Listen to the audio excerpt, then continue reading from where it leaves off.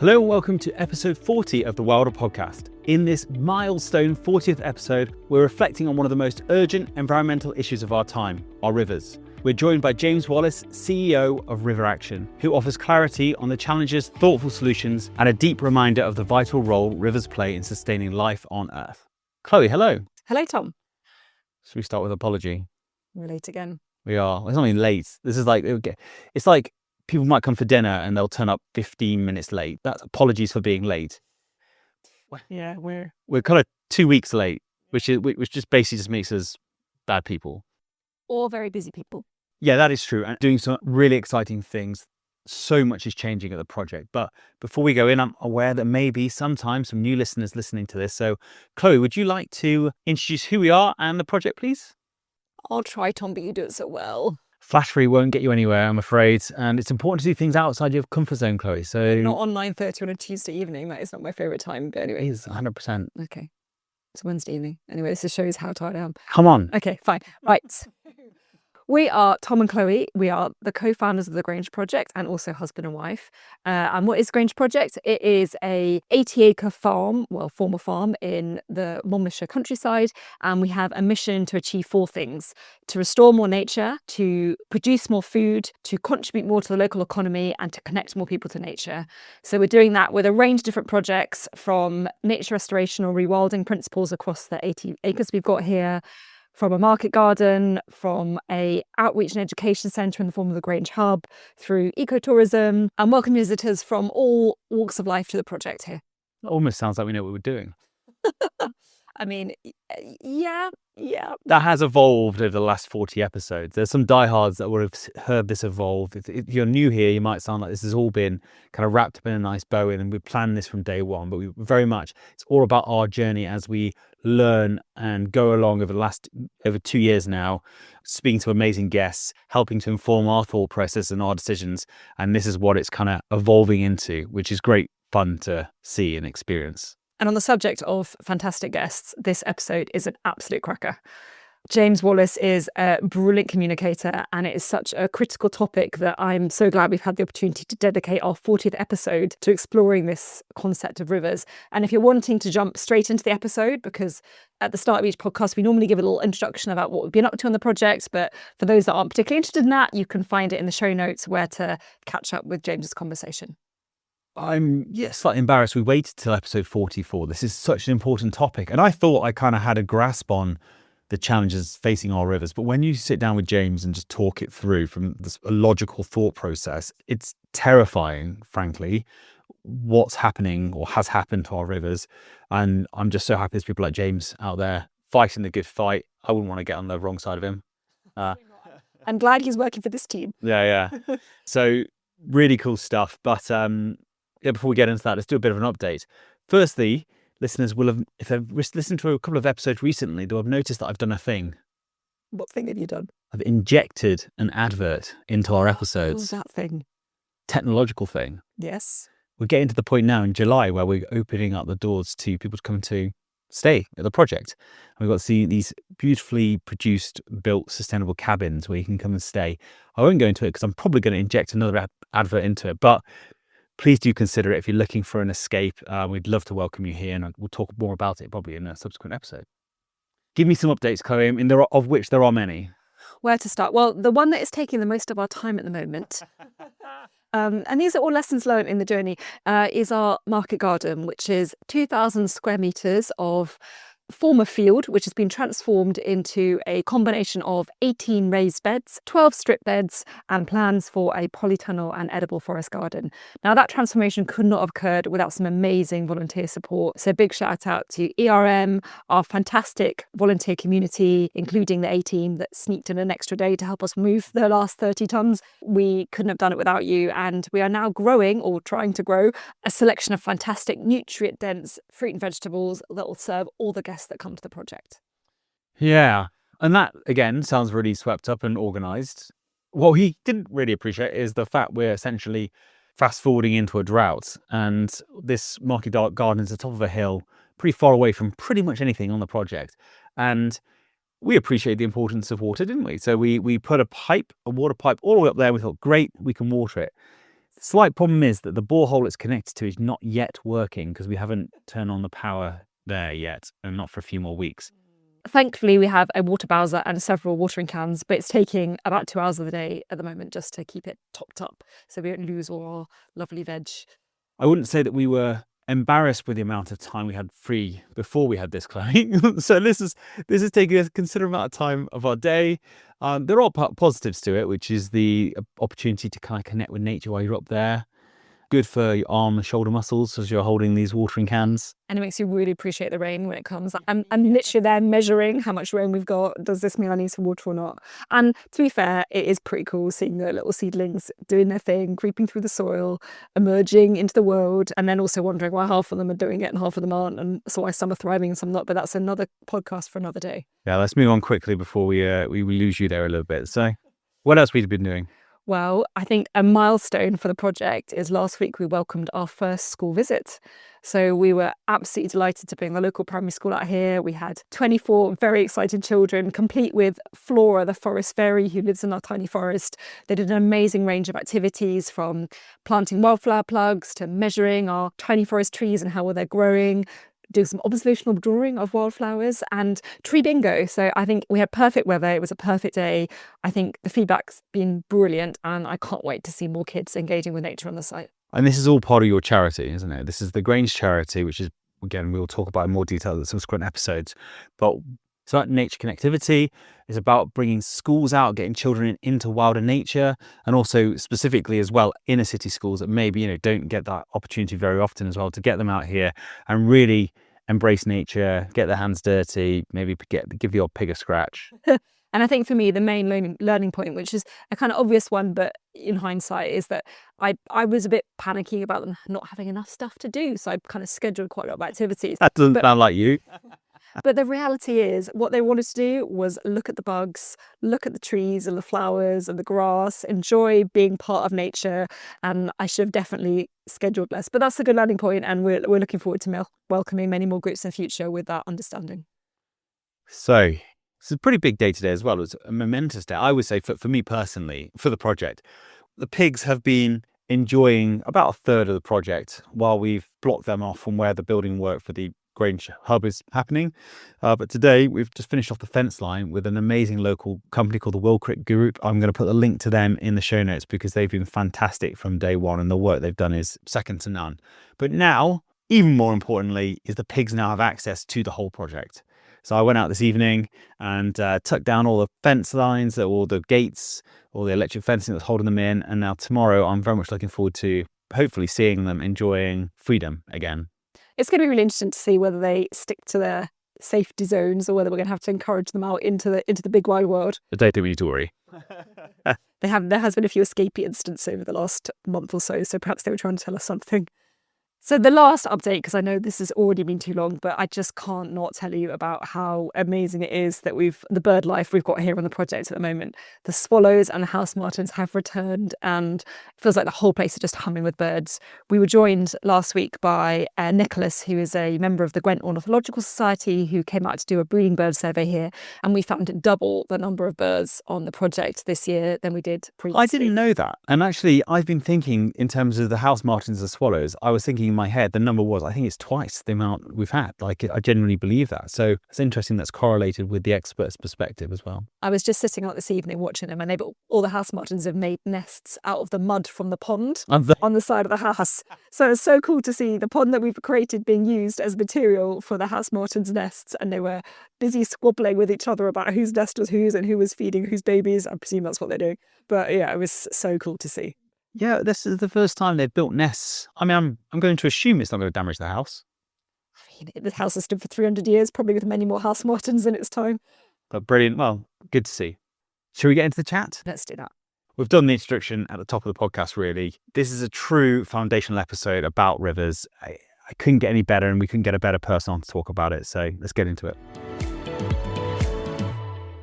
Please excuse this slight interruption to the episode. We will go back to the interview in about 10 seconds. But If you're looking to escape the modern trappings and go to the centre of a nature restoration rewilding project in South Wales, then do think about our new cabins. They're sustainably built, beautifully placed, and quite literally the only thing that's going to disturb you are the birds in the morning.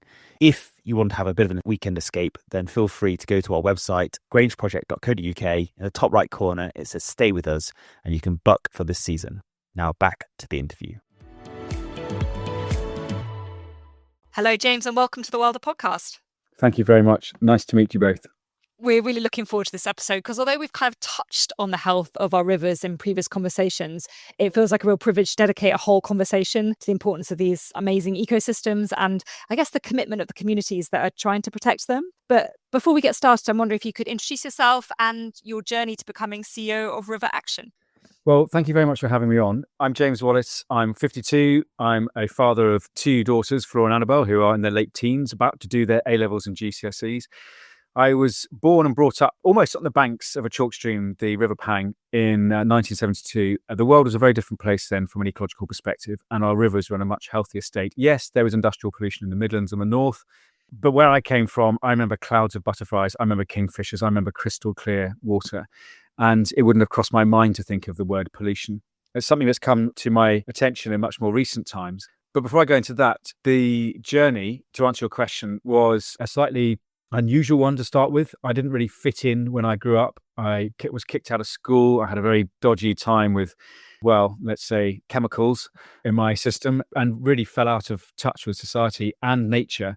And it was by re-engaging with nature and also falling in love, as it happens, that helped me to pull myself out of the quagmire and really step back into society and to take responsibility for myself and my actions. I studied archaeology eventually without having had any A-levels, which in those days was possible, but certainly wouldn't be now. I was really interested in the dynamic between humans and the rest of nature. By that, I mean how we tend to, through our civilizations as they develop, to exploit and overexploit the natural environment around us. And we've done it many times over the millennia. And guess what? We're doing it now, but at a global scale. So my career was meant to head down the archaeological route and did for a little while. But then I had an accidental blip for 5 years working in a global corporation. It was a holiday job that went long. And I was really interested in corporate social responsibility because there was a considerable lack of it in those days. The term didn't even exist then. And I tried to introduce it in my organization, failed, so I left. Went back to school, went to Schumacher College in Devon, did a master's degree in holistic science, learned how the world really works. In other words, the qualitative as well as the quantitative ways of understanding the world, the systemic approach, combining things like nonlinear mathematics and chaos theory with systems theory and looking at how living systems work, how we can apply that knowledge to human systems. And that's really what I've done since. So the past 23 years have been setting up environmental enterprises that started with climate change communications, renewable energy and green finance, and city centre regeneration, moved more into the countryside and agriculture, ecotourism, and then in the past 10 years has been wholly focused on conservation of water. Initially, the high seas, doing an expedition to Bermuda in submersibles, for example, working with tropical small-scale fisheries in Madagascar, and then coming back to Britain and realizing that actually our own natural environment is in a terrible, terrible state, which I'm sure we'll be covering shortly, and have dedicated my career to helping solve the river crisis and the depletion of our wildlife and water shortages since, with the establishment of the Beaver Trust in 2019, and then the establishment of River Action with its founder, Charles Watson, for the past 3 years. What an amazing introduction. Just hearing your story is such a reminder of the resource and the power of nature, but I guess at an individual level and a societal level. But yeah, that kind of complex question of how we've ended up in this exploitative relationship as opposed to a nurturing one, given the possibilities it presents to us at so many levels. But perhaps to get started, I'm going to ask a simple question, which I'm sure has a very complex answer, which is, well, what is the problem with our rivers? Well, I mentioned industrial pollution. That, of course, still happens. And there are plenty of mines across the country leaking nasty chemicals. There's road runoff. About 18% of the pollution in English and Welsh waterways is from microplastics and the chemicals attributed to transportation and also urban runoff. Then you have agriculture and sewage pollution. And the agriculture generally across the country, on an average, is higher, contrary to perhaps popular belief. And that, of course, varies. If you're looking in the middle of London or Manchester or whatever, of course, it's going to be much more attributable to sewage. But generally speaking, agriculture is a very major issue. So let's start with that. If you look at the River Wye catchment, there are thousands of tons of excess phosphate every year that leach from fields, predominantly from the intensive poultry industry, or let's call them factory farms, because that's what they are, that are spread onto fields and wash off with the rain or snow or whatever, and then end up in over-nutrifying the river, which, as you may well know, leads to eutrophication. So effectively the snuffing out of life through a lack of oxygen and light. And then algal blooms. And those algal blooms and the, let's call it filamentous algae and other algae that form on the bed and the stems of plants and so on are foul in every respect. And its combined effect is a stinking brown slurry. So the River Wye has gone from being, and still is, a heavily protected river to one that not long ago was running crystal clear water with ranunculus, this beautiful, that some people refer to as maiden's hair, the sort of green waterweed that flows down the river with white flowers on the surface at the right time, to having none, pretty much none left. The bird life depleted. Why? And fish life. Why? Because the insects and invertebrates can no longer survive in that deoxygenated environment. So really, what we've seen with just one industry and the failure of a planning system and a lack of enforcement of the farming laws, we've seen the demise of a whole river catchment. Unfortunately, we're now seeing the same on the River Severn and on the River Usk nearby. And we could then go across the country. We could look into Wales and we could look at the dairy industry. Similarly, huge amounts of manure spread onto fields from these vast, sometimes 500 or more cattle dairy herds that are just, the landscape can't cope with that much excess nutrients. And so tragically, many of Welsh rivers are struggling, and then combine that added pressure of sewage, which we'll come to in a minute.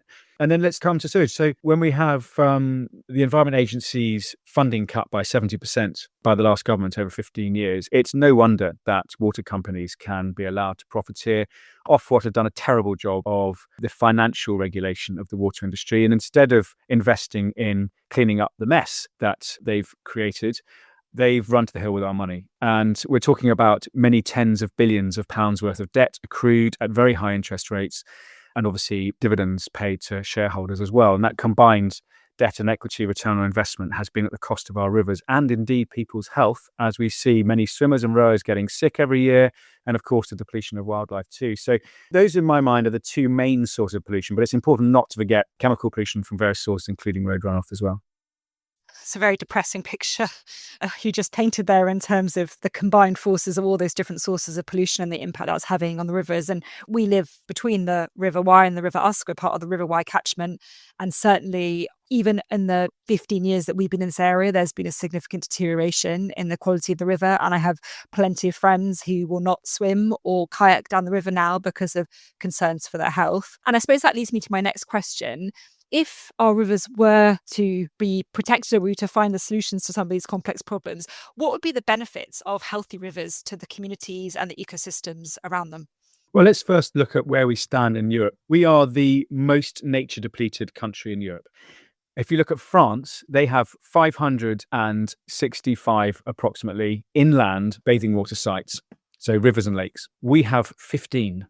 That says it all, really. So if we look abroad, just across the channel for inspiration, we see lakes like Lake Annecy, which was in a dreadful state not that long ago, but by having a systemic catchment scale approach, they were able to reduce and often remove the combined impacts of sewage and agriculture on Lake Annecy, which, if any of your listeners have been to in recent times, they will see the water is so clear it reflects the sky's blue, and in fact the mineral content affects it too. It is absolutely jaw-breakingly beautiful. So that is what we can aim for.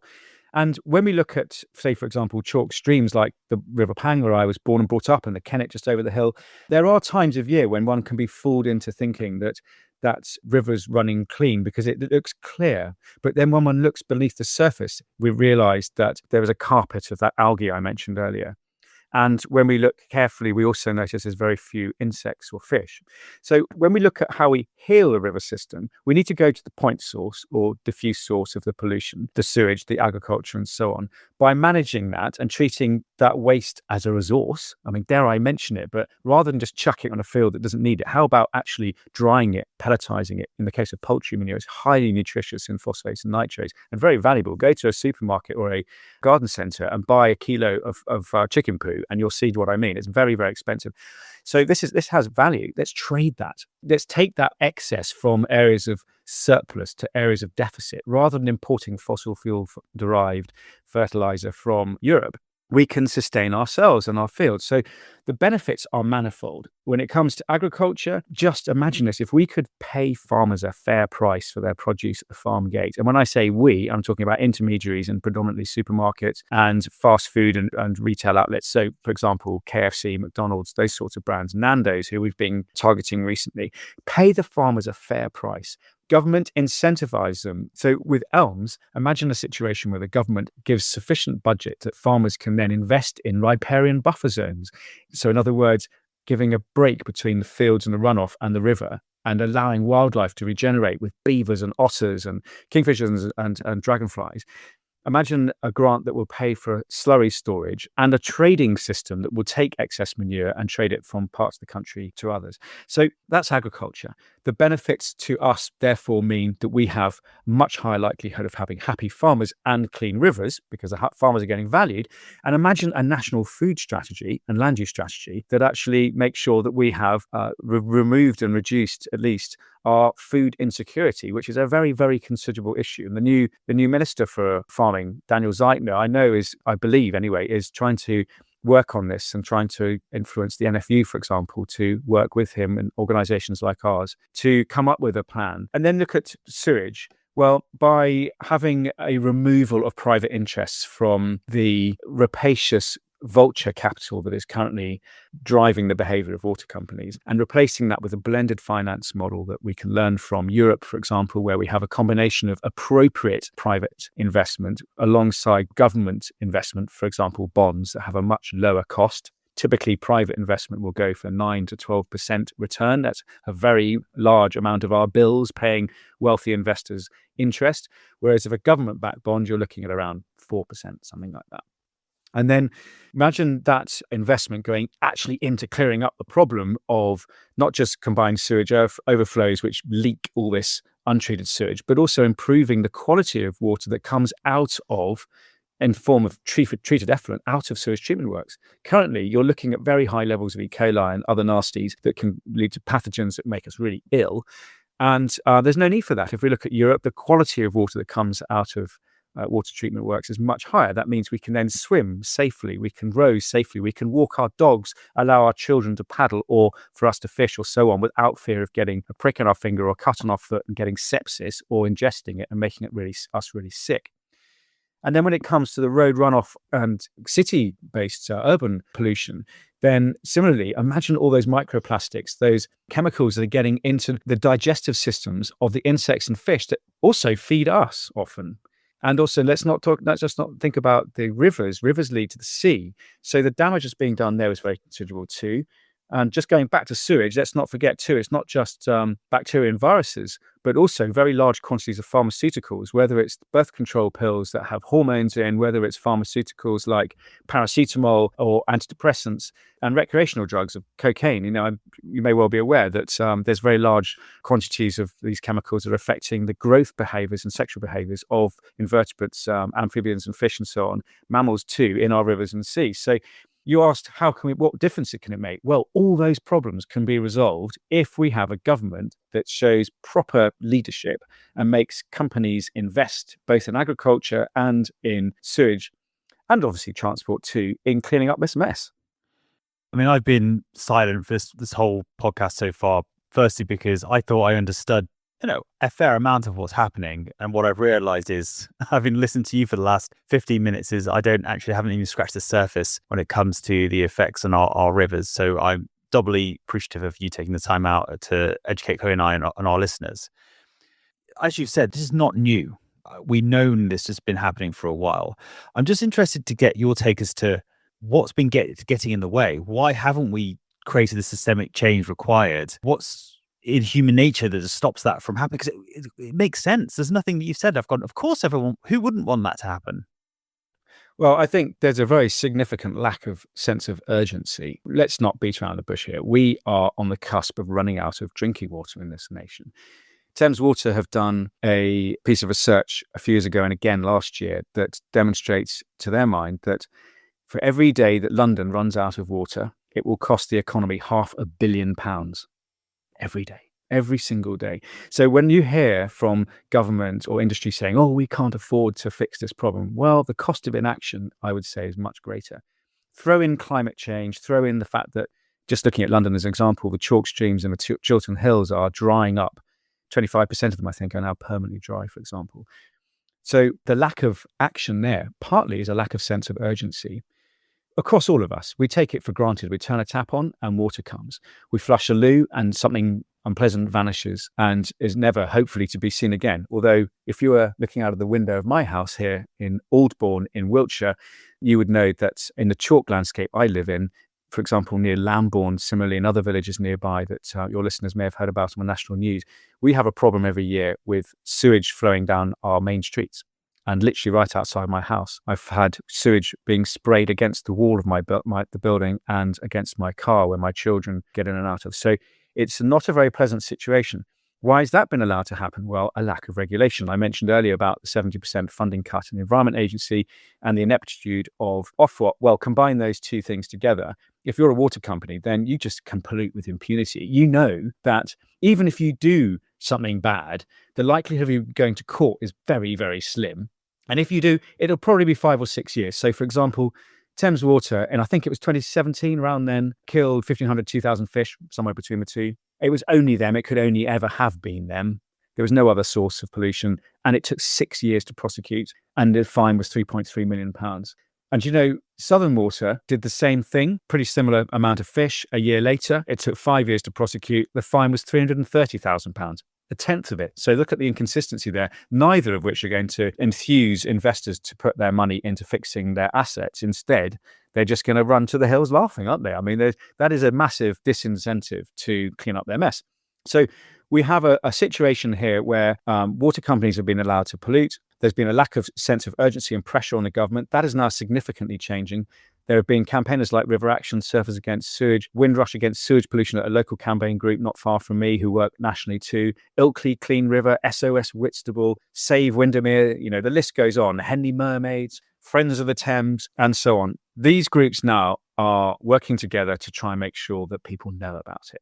And that is why we saw in the election that the top environmental issue for voters was rivers and waters and the sea. Rightly so. The new government come in, they make all their commitments, but are they going to deliver? That's the question.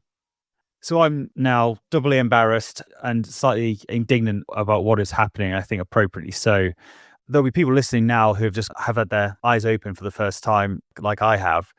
You know, when you've painted this really gloomy picture, yes, there's strategic level of systemic things that could be changed, but what can individuals do, or what are individuals doing in order to do their bit to try and turn this thing around? Well, if you'd asked me that question in October last year, then I would have said, come and march for clean water on the 3rd of November, which we did with 15 to 20,000 people peacefully protesting, gathering in London outside Parliament and asking Steve Reed, the Secretary of State for Environment, for 3 things: to end pollution for profit, to enforce the law, and to reform the regulators. So what can we do now? Well, we can apply that pressure. The media, campaign groups like ourselves and others, and the general public both have voted in the summer for a new government and now need to hold them to account. We need to use all means necessary, whether that's through social media, writing to MPs, getting out on the streets and protesting, doing citizen science, whatever way comes to mind and you feel capable of making the time for and getting behind. Work with your friends and family, your neighbours in your community, and build that evidence base. That's why I mentioned citizen science. Measure the phosphates and nitrates, maybe even get an E. coli monitor and look at the levels of pathogens in the water in the water. To use that information then to tell stories of your own heartfelt concerns about your waterways locally, and to take that to your local media and your national media.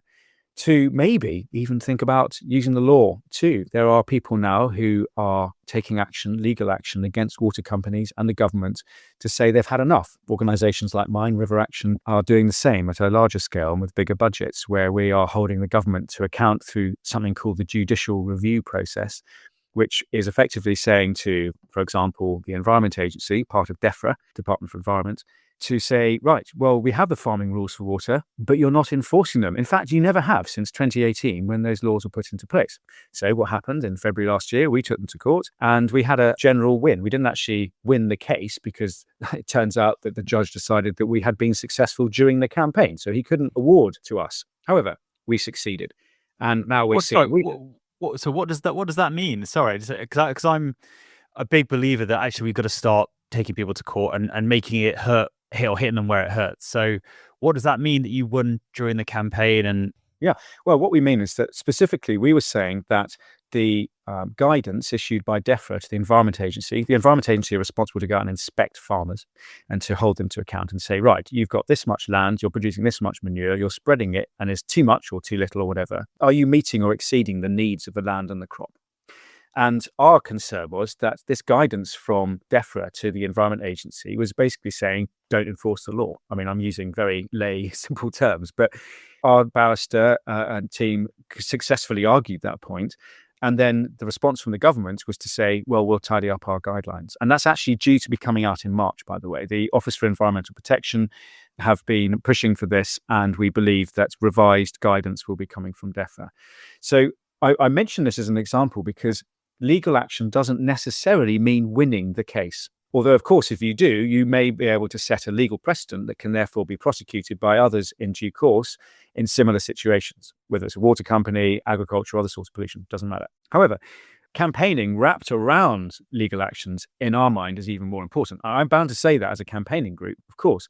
But if we look at our successes and those of others like Fish Legal, the Good Law Project, Wild Justice and others, then you'll see the same. They will always, and we will always, build a campaign around a legal action. There's no point doing it otherwise.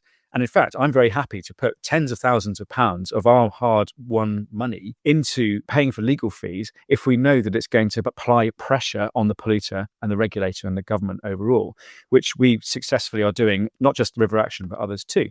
And so when we go back to the community question, what can you do as an individual? Well, for example, if you live on the River Wye, has the pollution on the Wye affected you and your family or your business? If it has, join the Lee Day case against Avara and Dear Cymru, the Welsh water company, which we are actively supporting, where over 2,000 claimants are coming together right now to sue. That's a very broad term. Specific terms don't really matter. It's statutory nuisance law, but we don't need to go into that. But to use the law against those two polluters, the farming polluter and the sewage polluter, to say, we've had enough. Let's say we're a B&B company and people are not coming to Hay on Wye anymore or coming to Monmouth or wherever it is you are, or rather Ross on Wye would be a better example, to say we've lost income and we can demonstrate we've lost income because of all the crap that you've put in the river. Or you might find on the River Thames that people are fed up with being sick as a swimmer or a rower, and they might wish to take individual legal action too against Thames Water and accuse them of a loss of amenity, for example. So there are various different legal forms. And on the citizen science side of things, there are organisations like Earthwatch who provide phosphates and nitrate tests to communities. And then there are online systems for registering that data. I mentioned E. coli testing. We do that and we help fund organisations and community groups to do it. And that's really powerful. If we look at the boat race last year as an example, we demonstrated that there were dangerously high levels of E. coli putting the rowers at risk on the Thames in Hammersmith Fulham area. And the national media coverage was 1,751 unique stories covering our organisation and our campaign. It's unprecedented. Why was it so? Because guess what? We made a warning. We partnered with British Rowing and we issued guidance for safe rowing to those teams from Oxford and Cambridge. And not surprisingly, despite their efforts, 3 members out of 8 of the men's 8 were violently sick on the day, which was probably from training on the river. And the Environment Agency issued about the same week their data for Thames Water and the rest of the water companies for their pollution, which was outrageously high. And Thames Water nearly went bust and then you had to have a bailout. So it's like a perfect storm where you have a combination of community interest in the form of rowing clubs, the universities themselves, obviously, campaign groups like ourselves, the media, regulators, all this stuff coming together, an irresistible formula, if you like, for media. And consequently, the pressure we were able to put on Thames Water was massive, absolutely massive, and also on the government. And it was just before the election, of course. So we're pretty sure that this campaign affected the vote. It's hard to prove, of course, but we're pretty sure that all those different actions, against Thames Water, will have affected Londoners and those people in the catchment. Likewise, Henley Regatta and other initiatives. I really appreciate what you're saying, the kind of diversity of solutions and ideas and responses, which is needed whenever you have a complex systemic problem. And I have a real sense of momentum increasing, and I hope you feel the same. One of the questions that I have is, do you think that the regulations that are currently in place are sufficient and it's a case of enforcing them, or do you think we need to be going beyond what is currently being regulated? Well, it's a very good question. And before I answer that directly, I'll just quickly mention that all those things that I've just described that communities can do are in the River Rescue Kit that is launching on the 10th of March. And that is being delivered by River Action. And it is going to be an online platform that supports communities and activists to know what to do, where and when, and get support from people like us. As far as the regulatory frameworks are concerned, it's a bit of both. There are sufficient laws in many respects. I mentioned the farming rules for water. They should do what they're supposed to do, but it's the guidance that's been undermining them from DEFRA. It's also a lack of funding. The Environment Agency just don't have enough inspectors. It's a lack of training. Those farm inspectors do not have, it's called facts-basis training. It's effectively nutrient management skills to be able to assess the soil, the crop needs, and the manure that go onto those fields and see if they're out of kilter. And also there's a lack of data being exchanged between the various different agencies. So for example, the Rural Payments Agency that pay farmers their subsidies, if we call them that, does not share data with the Environment Agency inspectors. So if you go out to inspect, you may not have been trained as an inspector. You may not have access to farm herd size, cattle herd size and movement, and you might be going blind. So there's no wonder at all that you're not able to then, to your question, enforce that law, that regulation that's in place. And also we see with the funding cuts and the resource cuts, that's also affecting our courts. So even if you do find yourself being handed a letter at some point from a regulator, which is very unlikely, that says, if you don't clean up your act, you're going to court, you'll probably know, if you look at the newspapers, that it's going to take years to prosecute. So you might just think, I'll carry on. And bear in mind, I'm not talking about here small farmers who are doing their best and struggling. And, let's not forget things like suicide rates in agriculture are horrific and terrifying. And those farmers, many farmers are really struggling to make a living. So to be very clear, River Action is wholly supportive of sustainable regenerative agriculture and those livelihoods. It is not supportive of factory farming in any way, shape or form, or the people who perpetrate it. And I say perpetrate advisedly. It is a crime that it's allowed to exist. And we'll be told that it's because people need cheap meat. That is a lie. People have become accustomed to vast quantities of unhealthy cheap meat, and that is very different to needing it. And it's certainly nothing to do with income brackets, because if you look at how much you pay on a KFC, it is certainly not cheap. You could buy 5 meals for the cost of that for a family. So it's a matter of education, of course, but it's not demand that's driving this, it's supply. This is a business model from Avara, which is otherwise known as Cargill in America, that has cut down rainforest, grows soy, force feed, sort of, maybe that's not the right word, but create a situation where chickens do not want to leave their feeders because they don't want to lose their spot. Fast-growing chickens for 5 weeks, slaughter them, and all that manure going into the river. That is a deliberate business model that provides very cheap chickens to supermarkets and KFC and all those groups.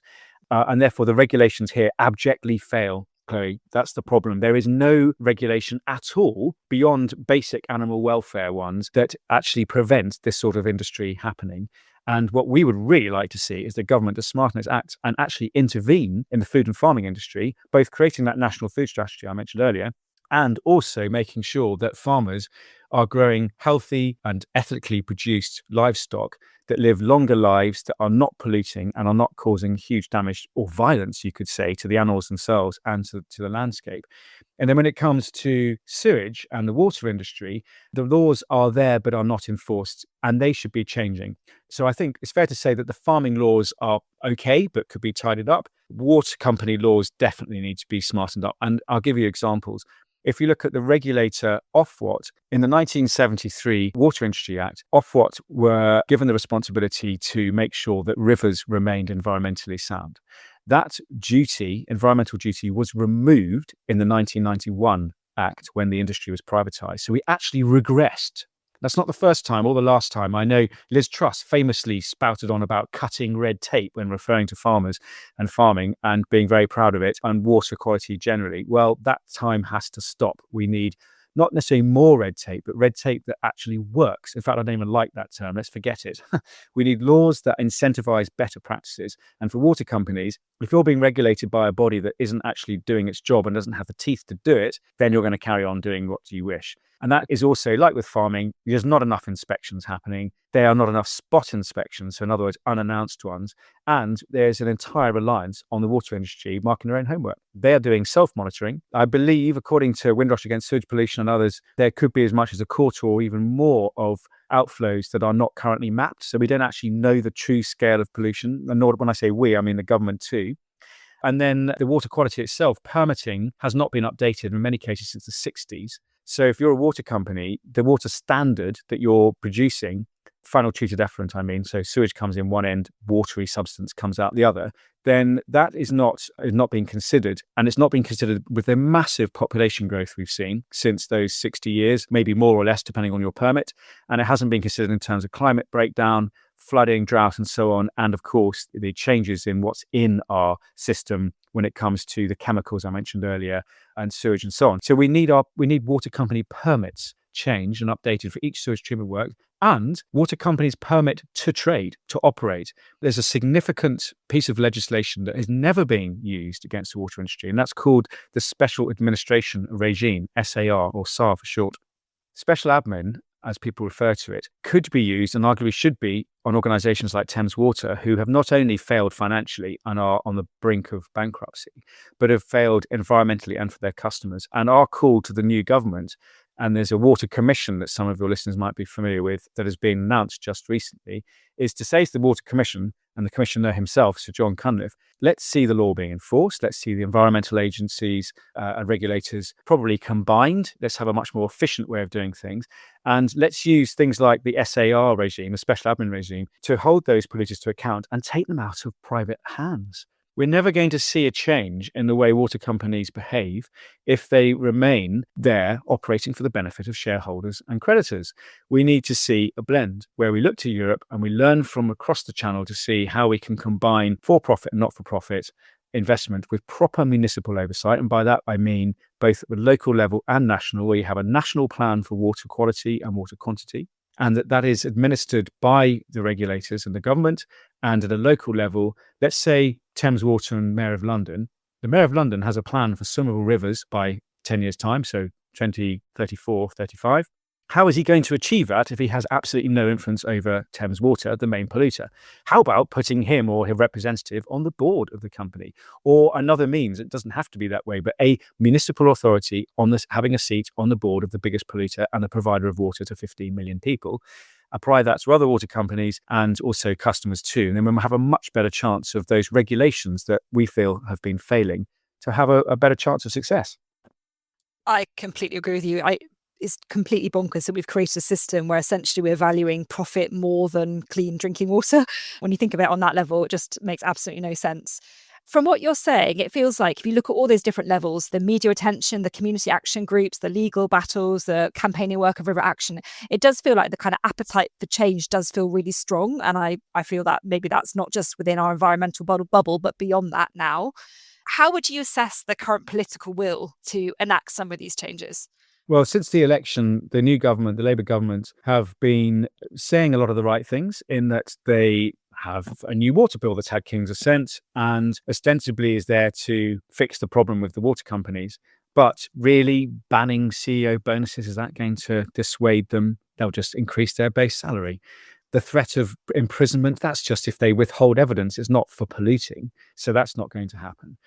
So I think we're seeing a bit of tinkering around the edges, a bit of fluffy sort of political movement. There is the Water Commission that I mentioned, and that is due to report in the end of June. And I would hope we will see something towards what I've and my colleagues and other activists have been asking for in a complete overhaul of the way water companies are financed and governed and regulated. But I'm afraid we don't hold much hope for that actually really happening. When you have the power of international investment markets, that's what the government care about. Some of the first meetings that the Secretary of State for Environment, Steve Reed, had after election was with the GIIA, the Global Infrastructure Investment Association. That represents, I think it's about 25 of the world's biggest infrastructure funds. And they are all putting massive pressure on the government. And then we have Rachel Reeves and Keir Starmer saying growth, growth, growth. Well, our argument is if you want economic growth, how about protecting the environment? It's an enabler. Rivers do not need growth, they enable it. When I say rivers, I mean clean, healthy rivers.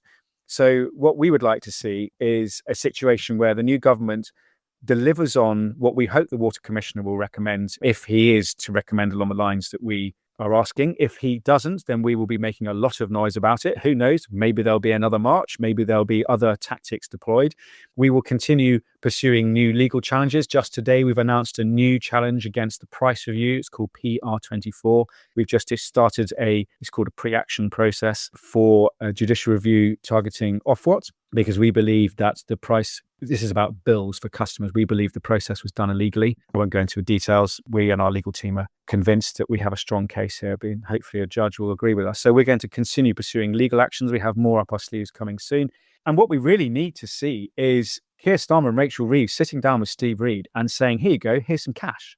Because I'm afraid the Commission is not going to be able to make much difference if we still have this nonsense talk, insane talk about growth, economic growth, in a finite world which is literally on fire and flooding simultaneously, rampant with disease, people being displaced all over the place. Who knows when it's Britain's turn to move north, and so on. And rather than that, we should be investing in our waterways, protecting wildlife, protecting the lifeblood of our land and our economy, rivers. I want every MP to listen to this episode because it's exactly what I hope to get out of these interviews. Is I want the ground truth. I want someone to come in who knows it inside and out and communicate it directly with plans and with solutions as well. I really value someone who tells it as it is. I get a little bit frustrated when we talk about these challenges and everyone beats around the bush and doesn't want to upset too many people. And let's not say things that might upset people on both sides, people that care about the environment and vice versa, because it's a very emotive thing. I think I'm going to have to sit down in a dark room after this and have a really good think, because it is that terrifying from my perspective. But the point is, you've given me so many options and ways that I can get involved that I'm really excited by. And I'm looking forward to the release. Was it later this month of the new platform, the website? I'm going to have a really good look at that. Yeah, well, I'm glad to hear it. And in fact, you've hinted at restrictions that people kowtow to the status quo. Well, there are vested interests. There are, unfortunately, organisations within my sector that are somewhat hindered in how much they can speak out against the hand that feeds them by taking funding from polluters or government. Now, that doesn't cover all by any means. There are plenty who take money from government and take legal action against them. But there are some who feel it's difficult. And I feel that's a bit of an issue, a frustration, let's say, and more than a bit. It's a massive issue. There are organisations, and when I say organisations, we could be talking about informal community groups. I mentioned Windrush Against Sewage Pollution. They're a perfect example, who are founded by a retired mathematician and detective who have taken it upon themselves to try and really find out about the underlying issues within the water and sewage industry. And my goodness me, they have done incredible work. Peter Hammond and Ashley Smith, and they've built a team around them now. They help people all over the country to uncover the truth. And they are very well known to the government and to the industry that they are targeting, and probably not just respected but feared, because they uncover the truth. They literally they dig in a way that is highly respected and evidence-based and is hard to challenge. Having said that, frustratingly, we haven't had always the greatest response from the polluters and government when we've produced our own evidence. So, for example, E. coli testing on the River Thames ahead of and during and after the Henley Royal Regatta last year in 2024, we were referred to as being alarmists by Thames Water because they didn't like our E. coli results because they contradicted theirs. Ironically, though, ours were done and the testing locations were right by the source of pollution. Theirs weren't. Not surprisingly, ours were much higher. So when we produced our results, they accused us of stirring things up and being unscientific. When I actually met Catherine Ross, one of the directors of Thames Water, in their lab very shortly afterwards with a BBC film crew, She admitted that perhaps they may have misread the situation, but did they do a public correction? No, of course not. So you'll find that even with evidence and all those things we've talked about that the river rescue kit's going to be helping deliver, that doesn't necessarily mean the government or industry are going to change. That's why we have to keep going on the streets. We've got to keep using the media. We've got to keep peacefully but vocally pressuring and reminding the elected leaders of our country, and those business leaders too, who hold the decisions and power to enable this change, that there is nothing more important to everything in our lives than clean water. Literally nothing more. You might, I suppose, put air and soil alongside it, but these natural resources, if we were to call them that, are enablers of everything we do. And that is why I'm focusing my life on this right now. I think this is one of those interviews that is going to sit with us for a long time. And I really appreciate your expertise, your clarity, and how you've kind of communicated a very complex issue and distilled it down to some really clear examples. So thank you so much for the time that you've taken, James. I know that we're going to put details of the River Rescue Kit in the show note for anyone that's interested.